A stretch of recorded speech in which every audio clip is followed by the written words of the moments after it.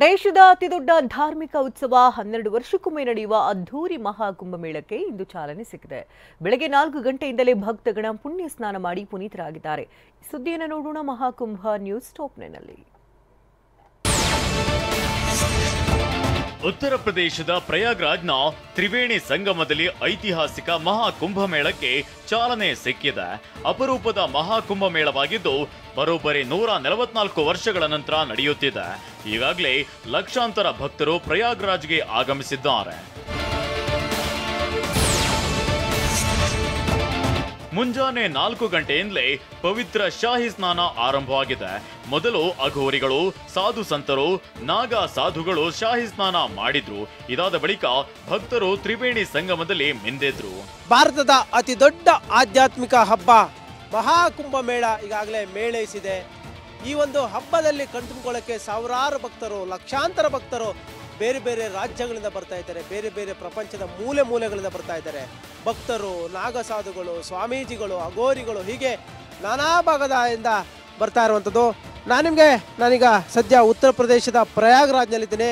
ಈ ಒಂದು ತ್ರಿವೇಣಿ ಸಂಗಮಕ್ಕೆ ಒಂದು ಮಾರ್ಗ ಮಧ್ಯೆ ಏನಿದೆ ನೀವು ನೋಡ್ತಾ ಇರ್ಬೋದು, ಬೇರೆ ಬೇರೆ ಭಾಗದಿಂದ ಬರ್ತಾ ಇದ್ದಾರೆ. ಮತ್ತೊಂದು ಕಡೆ ಈ ಒಂದು ಅಂಡರ್ ಪಾಸ್ ಏನಿದೆ, ಅಂಡರ್ ಪಾಸ್ ಕೆಳಗಡೆ ಅವರು ಕೂಡ ವಾಸಸ್ಥಾನವಾಗಿ ಮಾಡಿಕೊಂಡಿದ್ದಾರೆ.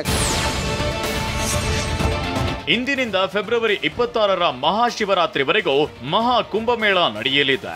ಸುಮಾರು 45 ದಿನಗಳ ಕಾಲ ಗಂಗಾ, ಯಮುನಾ ಮತ್ತು ಸರಸ್ವತಿ ನದಿಗಳ ಸಂಗಮದಲ್ಲಿ ನಡೆಯಲಿದೆ. ನಮ್ಮ ಟಿವಿ9 ತಂಡ ಪ್ರಯಾಗ್ರಾಜ್ನಿಂದ ಪ್ರತ್ಯಕ್ಷ ವರದಿ ನೀಡಲಿದೆ. ಸಾಕಷ್ಟು ಸಂಖ್ಯೆಯಲ್ಲಿ ಲಕ್ಷಾಂತರ ಮಂದಿ ಭಕ್ತರು, ನಾಗಸಾಧುಗಳು, ಅಘೋರಿಗಳು ಈ ಒಂದು ಪ್ರಯಾಗ್ರಾಜ್ನತ್ತ ಬರ್ತಾ ಇದ್ದಾರೆ. ತ್ರಿವೇಣಿ ಸಂಗಮದಲ್ಲಿ ಮಿಂದೇಳಕ್ಕೆ ಲಕ್ಷಾಂತರ ಮಂದಿ ಭಕ್ತರು ಬರ್ತಾ ಇರುವಂಥದ್ದು. ಗಂಗಾ, ಯಮುನಾ, ಅದೃಶ್ಯ ಸರಸ್ವತಿ ಸನ್ನಿಹಿತವಾಗಿರುವಂಥ ಆ ಒಂದು ತ್ರಿವೇಣಿ ಸಂಗಮದ ಸನ್ನಿಹಿತದಲ್ಲಿದ್ದೇನೆ. ಈಗಾಗಲೇ 13 ಅಖಾಡಗಳು ಸಿದ್ಧವಾಗಿದ್ದಾವೆ. 13 ಅಖಾಡಗಳಲ್ಲಿ ಈಗಾಗಲೇ ನಾಗಸಾಧುಗಳು, ಅಘೋರಿಗಳು ಶಾಹಿ ಸ್ನಾನವನ್ನು ಮಾಡ್ತಾರೆ. ಬೆಳಗ್ಗೆ ಮುಂಜಾನೆ 7 ಗಂಟೆಗೆ ಈ ಒಂದು ಮಹಾ ಹಬ್ಬ ತೆರೆದುಕೊಳ್ಳುತ್ತೆ. ಇದಕ್ಕೆ ಸಾಕಷ್ಟು ತಯಾರಿನ ಉತ್ತರ ಪ್ರದೇಶ ಸರ್ಕಾರ ಮಾಡಿರುವಂಥದ್ದು. ಯಾಕಂದರೆ ಈ ಬಾರಿ ಮಹಾಪೂರ್ಣ ಕುಂಭಮೇಳ ನಡೀತಾ ಇರುವಂಥದ್ದು 144 ವರ್ಷಗಳ ನಂತರ.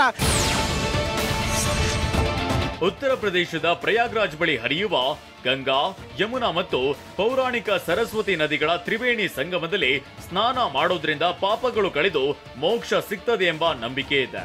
ಹಾಗಾಗಿ ಇಂದು ಪೌಷ ಪೂರ್ಣಿಮಾ ಸ್ನಾನ ಮಾಡಲಿದ್ದಾರೆ.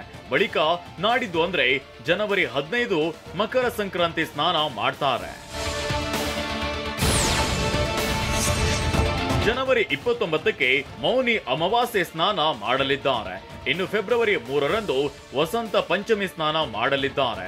ಫೆಬ್ರವರಿ 12ಕ್ಕೆ ಮಾಘಿ ಪೂರ್ಣಿಮಾ ಸ್ನಾನ ನಡೆಯುತ್ತೆ. ಹಾಗೆ ಕೊನೆಯದಾಗಿ ಫೆಬ್ರವರಿ 26ರಂದು ಮಹಾಶಿವರಾತ್ರಿ ಸ್ನಾನ ಮಾಡಬಹುದು. ಕೋಟ್ಯಾಂತರ ಮಂದಿ ಭಕ್ತರು ಬರ್ತಾ ಇರುವ ಹಿನ್ನೆಲೆಯಲ್ಲಿ ಸುಮಾರು 40 ಕೋಟಿಯಷ್ಟು ಭಕ್ತರು ಬರುವ ನಿರೀಕ್ಷೆ ಇಟ್ಕೊಳ್ಳಲಾಗಿದೆ. ಇವತ್ತು ಜನವರಿ 13ರಂದು ಏನಿದೆ ಶಾಹಿ ಸ್ನಾನ ಶುರುವಾಗುತ್ತೆ.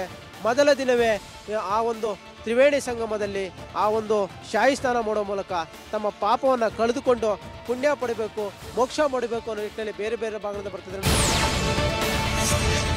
ಕುಂಭಮೇಳ, ಅರ್ಧ ಕುಂಭ ಮತ್ತು ಪೂರ್ಣ ಕುಂಭಗಳಿಗೆ ಹೋಲಿಸಿದ್ರೆ ಮಹಾಕುಂಭಮೇಳ ವಿಶೇಷವಾಗಿದೆ.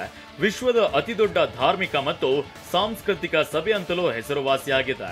ಇದನ್ನ ಪ್ರತಿ 12 ವರ್ಷಗಳಿಗೊಮ್ಮೆ ಭಾರತದ 4 ಪವಿತ್ರ ಸ್ಥಳಗಳಲ್ಲಿ ಒಂದಾದ ಪ್ರಯಾಗ್ರಾಜ್, ಹರಿದ್ವಾರ, ಉಜ್ಜಯಿನಿ ಅಥವಾ ನಾಸಿಕ್ನಲ್ಲಿ ನಡೆಸಲಾಗುತ್ತೆ.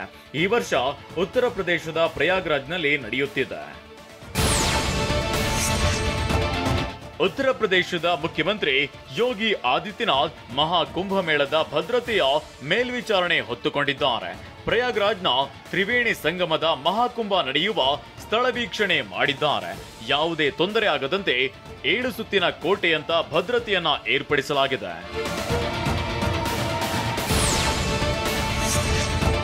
ಮಹಾಕುಂಭಮೇಳಕ್ಕೆ 1.6 ಲಕ್ಷ ಟೆಂಟ್, 1.5 ಲಕ್ಷ ಶೌಚಾಲಯಗಳ ನಿರ್ಮಾಣ ಮಾಡಲಾಗಿದೆ. ಇನ್ನು 15,000 ನೈರ್ಮಲ್ಯ ಕೆಲಸಗಾರರನ್ನ ನಿಯೋಜಿಸಲಾಗಿದೆ. 67,000 LED light, 2,000 solar light, 1,186 CCTV ಕ್ಯಾಮೆರಾಗಳನ್ನ ಅಳವಡಿಸಲಾಗಿದೆ. 3,308 ಪಾಂಟೂನ್ಗಳನ್ನ ಬಳಸಿ 30 ಸೇತುವೆಗಳನ್ನ ನಿರ್ಮಾಣ ಮಾಡಲಾಗ್ತಿದೆ. ಇನ್ನು ಒಟ್ಟು 7 ಬಸ್ ಸ್ಟ್ಯಾಂಡ್ಗಳ ವ್ಯವಸ್ಥೆಯನ್ನ ಮಾಡಲಾಗಿದೆ. 3,000 ವಿಶೇಷ ರೈಲುಗಳ ವ್ಯವಸ್ಥೆ ಮಾಡಲಾಗಿದೆ. ಉತ್ತರ ಪ್ರದೇಶದ ಪ್ರಯಾಗ್ರಾಜ್ನಲ್ಲಿ ನಡೆಯುತ್ತಿರೋ ಮಹಾ ಕುಂಭಮೇಳಕ್ಕೆ ಒಡಿಶಾ ಸರ್ಕಾರ ಬಂಪರ್ ಆಫರ್ ನೀಡಿದೆ. ಒಡಿಶಾದ ಪುರಿ, ಸಂಬಲ್ಪುರ್, ಭವಾನಿ ಪಟ್ಟಣ ಮತ್ತು ಬೆರ್ಹಾಂಪುರದಿಂದ ಪ್ರಯಾಗ್ರಾಜ್ಗೆ ನೇರ ಬಸ್ಗಳ ವ್ಯವಸ್ಥೆ ಮಾಡಲಾಗಿದ್ದು, ಮಹಿಳಾ ಪ್ರಯಾಣಿಕರಿಗೆ 50% ದರ ರಿಯಾಯಿತಿ ನೀಡುತ್ತಿದೆ.